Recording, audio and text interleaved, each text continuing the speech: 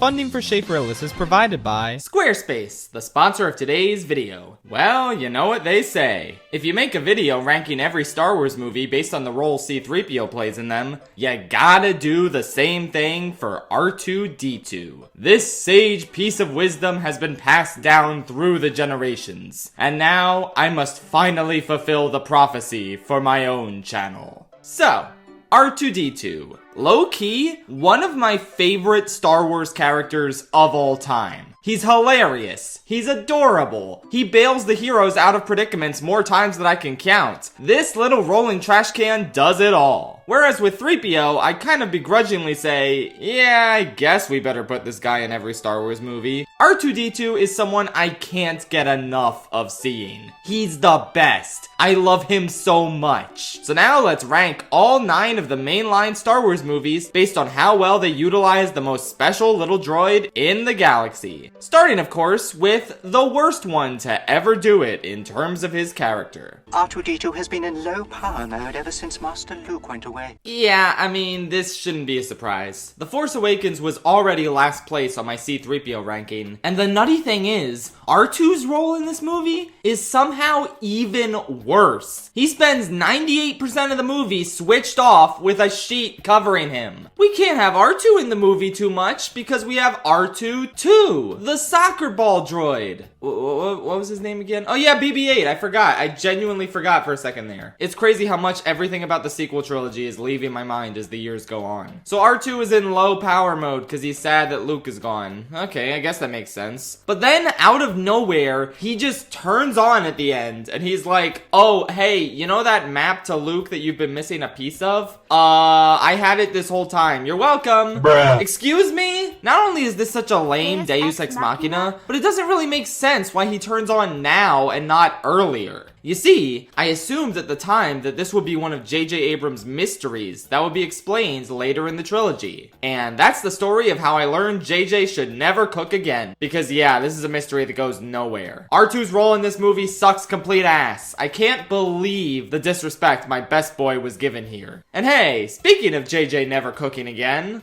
I am quite certain I would remember if I had a best friend. I am convinced this man hates this droid. There's no other explanation. JJ, how are you gonna do this quote-unquote epic conclusion to the saga and barely utilize one of its most pivotal characters? Instead of R2 joining 3PO and the rest of the gang on this adventure, they invent an entirely new droid who joins them. Alright, if I forgot BB-8's name, there's no way I'm remembering this one. The bottom line is, he's not R2. R2 sits at home with Rose because I guess JJ couldn't bear to have either of them aboard this adventure. He has a nice subtle little reaction when Leia dies. I guess he restores 3PO's memory, which is stupid, but I mean, at least he did something. And then he flies with Poe in his X-Wing, which is incredibly awkward because have these two ever interacted once? Why is Poe's designated droid BB-8 not in the X-Wing with him? Hell, why does Rey bring BB-8 and not R2 back with her to the Lars homestead at the end? R2 actually has a connection to this place, and he doesn't really have an owner anymore, while BB-8 does, and it's not her. The Rise of Skywalker is truly a special movie because you can take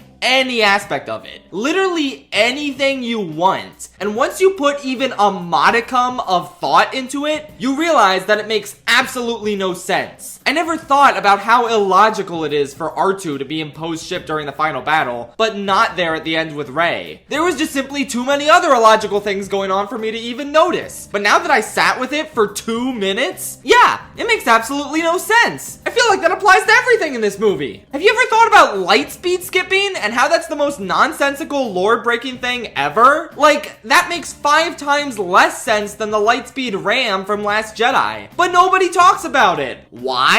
Because this is the movie where somehow Palpatine returned. It has bigger fucking problems. Oh yeah, R2. I don't like what they do with him in this movie. Next. Hey, Sacred Island, watch the language. Yeah, part of the reason I wasn't as keen on doing this video compared to the 3PO one is that it's pretty clear cut which entire trilogy R2 isn't as important in. The sequels just did him so dirty. Because why do we need the original when we've got the replacement around? I like BB-8. I don't think R2 should have been there instead of him or anything. But R2 could have had some things to do across these films. In my opinion, he has only one meaningful scene in the entire trilogy. and that's in The Last Jedi. Aside from this one scene, it's more of the same. He's there, he's on the Falcon, he helps Rey find the Resistance at the end, I guess. I don't know, it's another nothing burger in terms of appearance. Except for his reunion with Luke. Much like how Rian Johnson demonstrated a good understanding of 3PO's character through his brief scenes in Last Jedi, I think this scene demonstrates a great understanding of R2 and the bond he had with Luke. Luke and Chewie don't have a big emotional reunion because, frankly, they were never extremely close. But Luke and R2 have been through so much together. The Death Star, the Dagobah training, that time Luke chopped a bunch of robots down and saved Baby Yoda. R2 is Luke's trusty companion, his sidekick, his confidant. And as a result, their reunion after all these years apart is a beautiful and meaningful moment for both of them. They're both genuinely excited, which is especially significant for Luke because he's a grumpy, bitter asshole right now. R2 is the only one able to bring out his old self for a brief moment. And as happy as Luke is to see his old friend again, he laments the fact that he can't make R2 understand why he can't come back. I really like this because it shows that Luke genuinely values the relationship he has with the sentient being that is R2, who is clearly so much more than a droid to him. He wants to make R2 understand his perspective, i.e., he values R2's capability for rational thought. Because they are besties! And when faced with the idea that Luke never wants to come back, he plays him the same thing he played that got Luke into this whole Star Wars thing. Leia's message from A New Hope. A piece of fan service that doesn't feel meaningless or hollow. It's used as a genuine source of connection between these two, and a piece of Luke's past that he's tried his hardest to isolate himself from. R2 playing this message for him is actually what convinces him to train Rey, meaning this little droid and his heartfelt appeal to his friend set the plot in motion. It's beautiful. One of my favorite scenes in this whole movie, to be frank. Aside from this, R2 doesn't have a lot to do in Last Jedi, but this one scene goes a long way for his character. Alright, let's take a quick break and hear about the best website builder in the galaxy, Squarespace. I bet even R2 couldn't build a website as good as you can with Squarespace. Well, actually, maybe he could. He's like really skilled. But oh well, he's not real. And Squarespace is, so let's talk about it. Squarespace is an amazing online website builder that enables you to create beautiful websites for your business or personal hobby. Start a completely personalized website with the new guided design system, Squarespace Blueprint. There are so many professionally curated layout and styling options you can use to craft a unique online presence tailored to your brand or business, and optimized for every device. Easily launch your website and get discovered fast with integrated, optimized SEO tools, so you show up more often to more people and grow the way you want. Running a business is so easy with Squarespace thanks to their simple but powerful payment tools. Accept credit cards, PayPal, and Apple Pay. And in eligible countries, offer customers the option to buy now and pay later with Afterpay and ClearPay. These seamless checkout options allow you to easily sell exclusive content on your site. And so does the ability to add a paywall to sell memberships or courses, or sell files your customers can download, like PDFs, music, or ebooks. Check out squarespace.com for a free trial. And when you're ready to launch, go to squarespace.com/ShadeForAList to save 10% off your first purchase of a website or domain. R2-D2, Your Highness. The Phantom Menace, or as I like to call it, R2-D2 Origins. We see that R2 started out as an astromech aboard the Naboo Queen's royal cruiser. Honestly, it's kind of wild how many hugely important characters in this series hail from Naboo. R2, Padme, Palpatine, Jar Jar...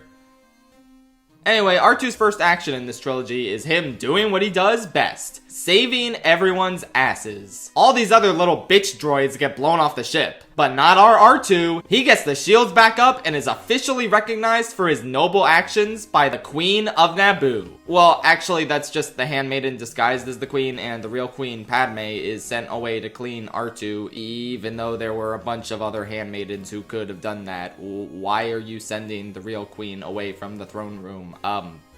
Okay, sorry to get distracted so often in this video, but like, is there any reason Padme couldn't have just been a handmaiden? That would make her ascendance to senatorhood later in life a lot cooler and less nonsensical. Like, What? She's just going from queen to senator? That sounds like a major downgrade, but whatever. Anyway, R2's sick-ass shield repair scene does a lot of the heavy lifting for him in this movie, because he doesn't have too much to do during the rest of it. He meets 3PO. It's a little underwhelming, but they sure do meet. And I think it's cute how he's there to accompany Anakin in the space battle, similar to how he accompanied Luke in A New Hope. Again, it's like poetry, sort of, they rhyme. I especially love how he kind of just got shoved into one of the ships against his will. That's charming. But at the end of the day, nothing involving R2 is as charming as the scene right before they leave Coruscant to head back to Naboo, where R2 is about to board the ship and it cuts away before R2 attempts to get on this ramp. They essentially leave us to speculate on how he does it, because he's not gonna roll onto it. Do you think he extends one of his little legs and climbs aboard it one at a time? Do you think he flies on it using his power of flight that gets established in the next movie? Do you think Anakin and Jar Jar pick him up and put him on the ramp? That's what I love about storytelling. You don't need all the answers to every question, and you can speculate and have your mind fill in all of the little details. It's one of the most magical aspects of the medium, and I'd like to thank The Phantom Menace for giving me an opportunity to use my imagination. Pretty decent R2 stuff in this one, even if he doesn't have a ton to do after his stellar introduction scene. Don't worry, we have R2 with us. Attack of the Clones almost primarily consists of chaotic gremlin R2. But that doesn't really come in until the second half. First, we have one of R2's biggest fumbles of all time when it comes to saving lives. He couldn't even detect that the poison worms were in the room with Padme. Like, come on, man, don't you have life form scanners? How did these worms slip past your nose? How did this happen? You're smarter than this. After that, there's the "we have R2 with us" line, which is pretty cute. It's also kind of cute when he blows raspberries at that one guy on the ship. Yeah, I just want to move on to the droid factory parts now. Instead of just staying put on the ship, R2 tricks 3PO into wandering into this dangerous droid factory with him. Then, without any explanation, knocks him off of this platform. Like,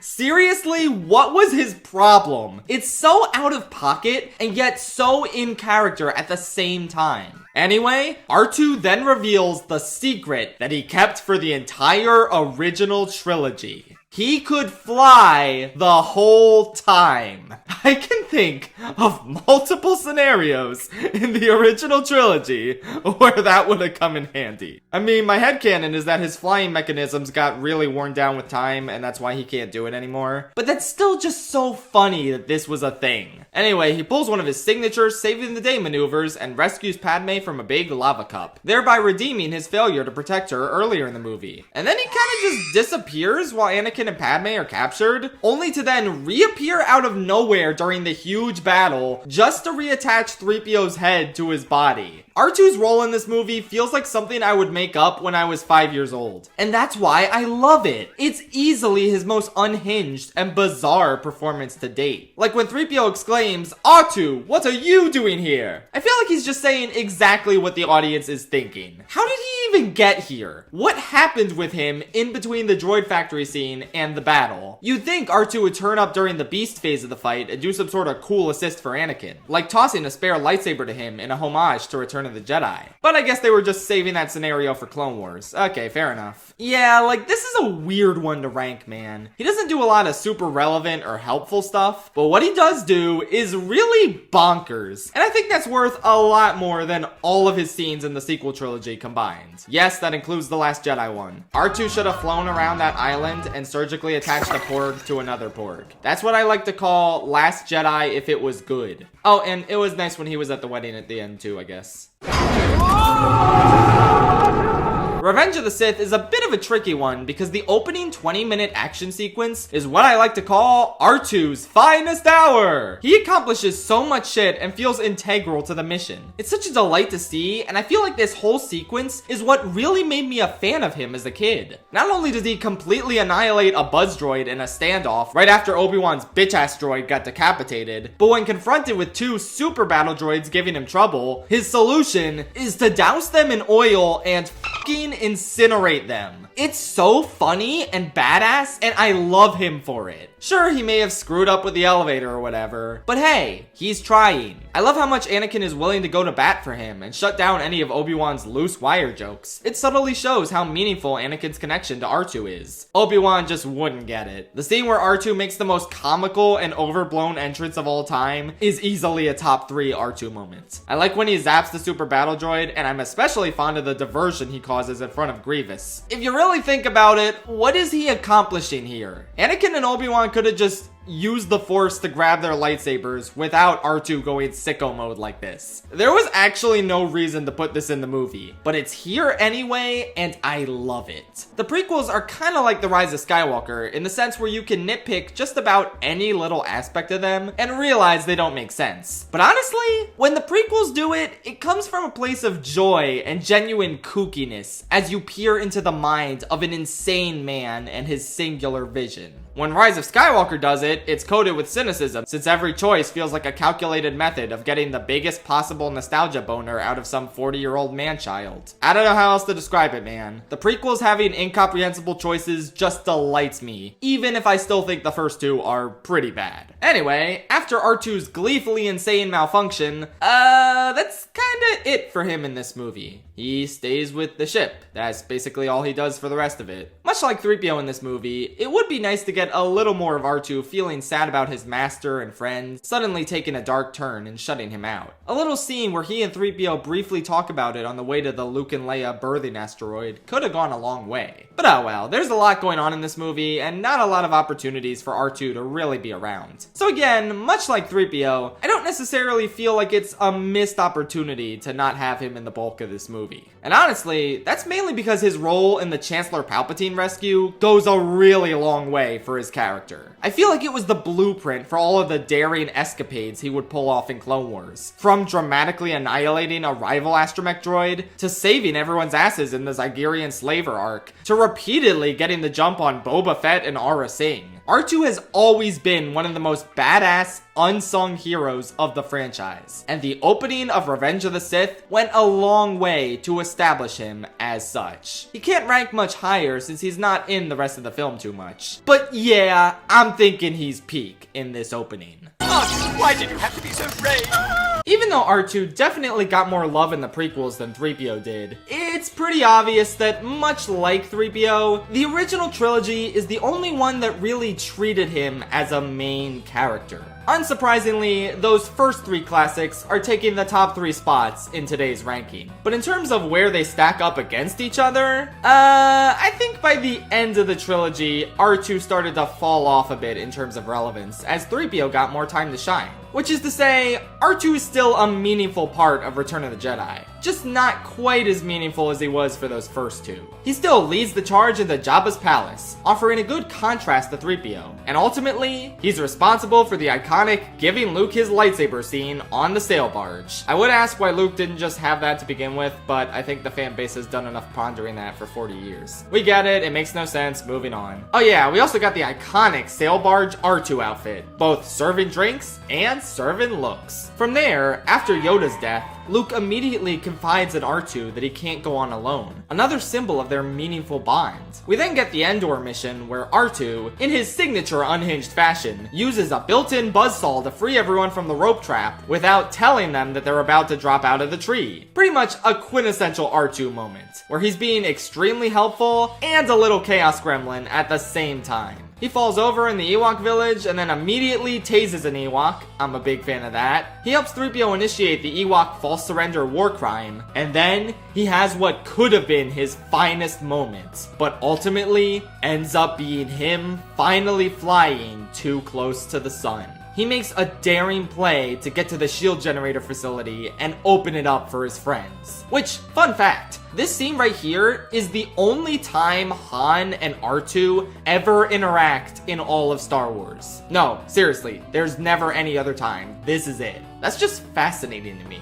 Anyway, before he can save the day, as he's so prone to do, he's shot down in his prime. going absolutely haywire in a similar manner to the diversion he performs in Revenge of the Sith. Again, it's like poetry. This is a real oh shit moment because so much of Empire hinges on R2 pulling off last minute rescues and saving the day. So for him to be incapacitated like this, it's like, damn, now what? Han tries hotwiring the door, which only makes things worse. This is what happens when you have no R2. I'd argue he's the most helpful Star Wars character in existence. And this horrible malfunction is indicative of the stakes feeling significantly raised. Ultimately, they fix him, which is good. That way he can sit under a tarp during the entire next movie. And that's R2 and Jedi. Honestly, I considered ranking Revenge of the Sith a little higher because he does so much in that opening, but I gave Jedi the slight edge because his usage is more spread out and doesn't completely fall off once the opening sequence is over. He still has a lot of funny bits, a lot of heroic moments, and he's all around a wonderful and worthwhile addition to the film. These top two are just top tier in terms of the love they show to R2, however. I don't seem to remember ever owning a droid. Man, so many things are lining up just like they did in the 3PO video. Because once again, we find R2-D2 in his most plot-relevant role by far, A New Hope, just barely missing the top spot. I preferred his part in one other movie by just a smidge. But with that said, yeah, it's hard to argue against the significance of R2's role in this movie when he pretty much is the MacGuffin.